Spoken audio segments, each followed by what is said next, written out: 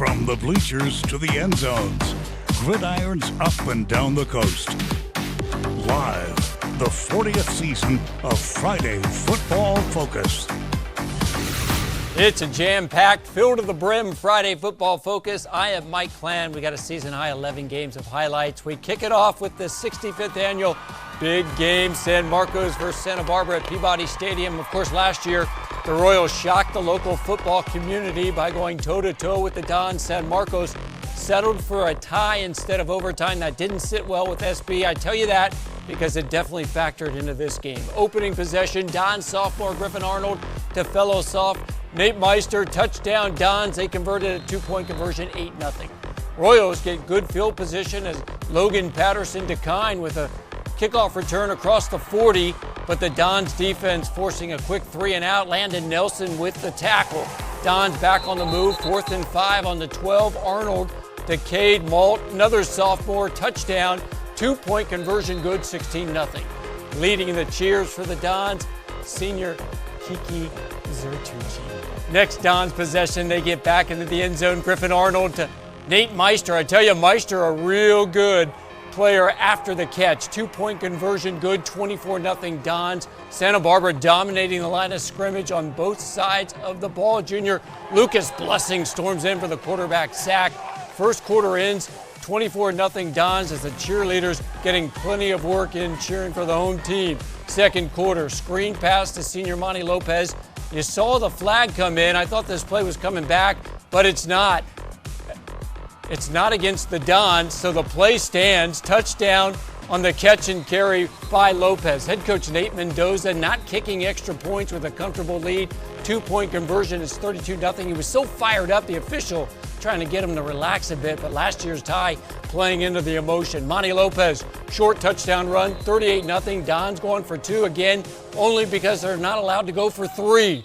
Aaron Bizon, most of these two-pointers, he got them right up the gut. Just before half, Zane Webb the touchdown. Dons failed on the two-pointer this time, 46-0 at the half. The big game is a big rout, 60-0 Dons, dude. Griffin Arnold named Gary Blades most valuable player of the big game with 5 touchdown passes. Congratulations to him. Well, both Nipomo and San Ynez are looking for bounce-back wins after both lost on the road last week. Friday Football Focus senior reporter Dave Alley was in the Valley for the highlights. Mike, last week these two teams played just a couple of miles apart in San Luis Obispo. Nipomo at Slow High, San Ynez over at Mission Prep. Today they are here together on a beautiful night for football here at Rio Memorial Field. Nipomo came in leading the all-time series 12-8, including winning the last 2. All defense of the first, Pirates with the ball, but Troy Simonson knocks it loose, and it's Chase Camacho there to fall on it. Titans, though, unable to take advantage of the turnover. No score after one. Move at the second. Pirates break the scoreless tie. Jude Pritchard, great pass to Pablo Polito, who hauls it in and scores the game's first touchdown, 29-yard score. Puts San Ynez up 7-0. Later in the first, it's the Pirates defense making a play, pass going downfield, but Jack Swain is there, makes the interception, and he ends up taking it back close to the 40-yard line to give the Pirates great field position. Just a few plays later, they cash in the turnover. Pritchard to Mason Skidmore right before halftime with 14 seconds left. San Ynez with a touchdown, and they led it at the break 14-0. After Nipomo went 3-and-out to open up the second half, Pirates waste little time adding to the lead. Screen pass from Pritchard to Grayson Foy, and this works to perfection. Foy, all kinds of space, hits the accelerator, and he takes it the distance, galloping 70 yards for the catch and carry. Pirates looking good, up 20-0. Nipomo didn't have their star back Nick Evans in the first half, but he came in the second. Made a big difference here, taking the ball inside the San Ynez 40 later in the drive. Griffin Grossart hits Simonson with a pass. Both these players outstanding two-way players, and it's Simonson hitting pay dirt for the score. Nipomo down 20-7. Nipomo offense was better in the second half of the Pirates D. Allowed no more points. Fourth quarter, Titans trying to rally it, but it's Jackson Glover with the sack. Pirates go on in this one, sailing to the win, beating Nipomo 23-7. With the win, San Ynez improves to 3-2 on the season. Next Friday, they'll stay here and host Santa Maria. Nipomo drops to 2-3. They'll return home next Friday and welcome in area rival Arroyo Grande and former Titan coach Stephen Field. Here in San Ynez, I'm Friday Football Focus reporter Dave Alley. Back to you, Mike. All right, convincing win for the Pirates. Arroyo Grande has had some tough luck with 2 of their losses by 1 point each. The Eagles soaring into Orchid to take on Righetti. The Rooster, Kevin Roos, was on hand to what figured to be a high-scoring game. Thanks, Mike. Both Righetti and Arroyo Grande may look very similar. Both are 1-3. Both are averaging about 30 points per game on offense and giving up about 30 points per game on defense. But just like Annie and Hallie in the Parent Trap, looks can be deceiving. Let's get together, and see how this one turned out. Warriors haven't beaten the Eagles since the spring-shortened season of 2021. AG sporting some new helmets tonight, look a lot like Penn State, and why not? They were playing like the number 3 team in the country.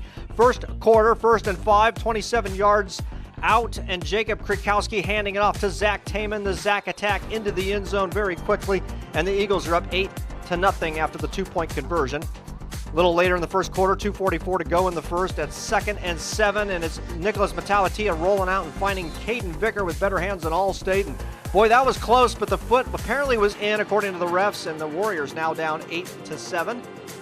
Back come the Eagles, though. On the ensuing kickoff, Levi Childers going to field it down at the 1, and he's going to find a lot of daylight, and he just keeps on running until he finds the end zone. Only Oppenheimer ran longer. 99 yards to the house. It's now 16-7 after another Eagle 2-point conversion. Warriors would fumble the ensuing kickoff, so the Eagles right back in the red zone just seconds later, and they give it to Taman again, and again he finds the end zone, and now it's 24-7 after another 2-point conversion.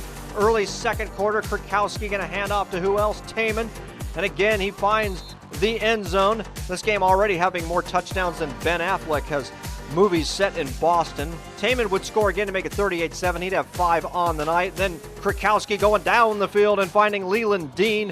Nice catch, 33-yard strike. AG rolls big, 64-35. Righetti will hope to bounce back next week at Garza Memorial. Arroyo Grande will travel to Nipomo. In Orchid tonight for Friday Football Focus, I'm Kevin Roos. Mike, back to you.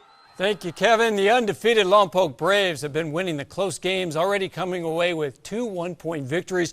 Braves putting out the welcome mat for Justin Garza of Fresno. Early on, it's Trevor Thompson of Lompoc rolling out. He's going to find Del Bueno for the game's opening score, 7-0 Braves. Second quarter, and this is quite a highlight.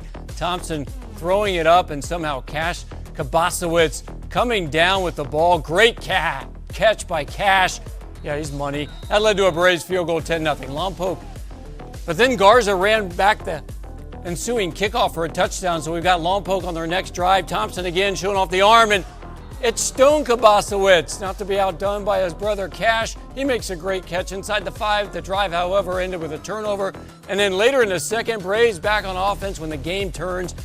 Thompson stripped of the ball, winds up in the hands of Garza's Aiden Arredondo, and the big defensive back is clear, sailing all the way into the end zone.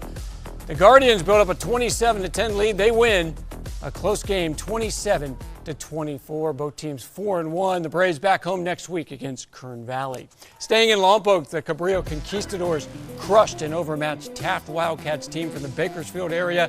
Cabrillo's Andre Briscoe running through an arm tackle, and he takes the ball into Taft territory.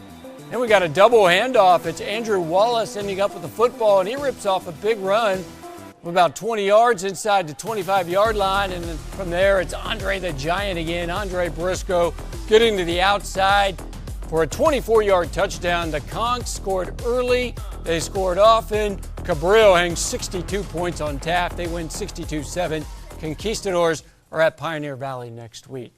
All right, up next, highlights from St. Joe's and the action from DP at Ventura, plus the home opener. Highlights, Bishop Diego looking to stay undefeated.